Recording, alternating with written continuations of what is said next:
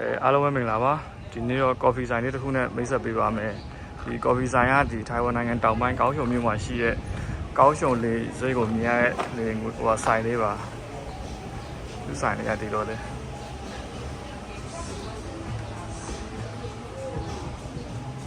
တော့ဒီနေခင်းပိုင်းဆိုတော့လူတွေလည်းရှင်းတယ်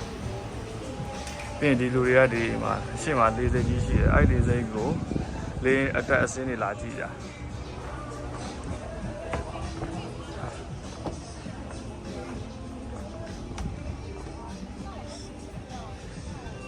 ညနေပဲဆိုရှင်ဒီနေရာမှာလူတွေအပြည့်လေးစိတ်အရှိမပြေးလမ်းပေါ့အဲ့ဒါနေပြီးတော့ကျွန်တော်ဒီတော်တော်များတယ်ဒီလေးအတက်အစင်းကိုလာကြည့်ကြတာ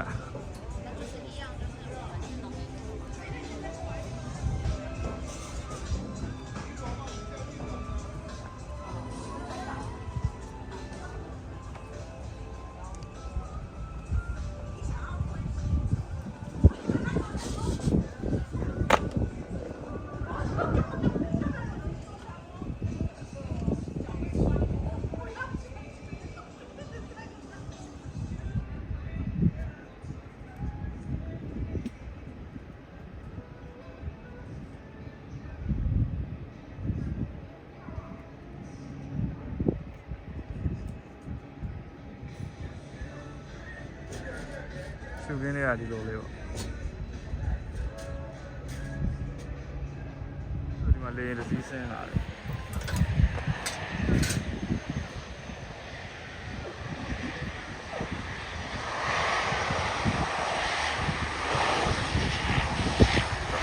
အသေးလေး private jet လေးလားမသိဘူး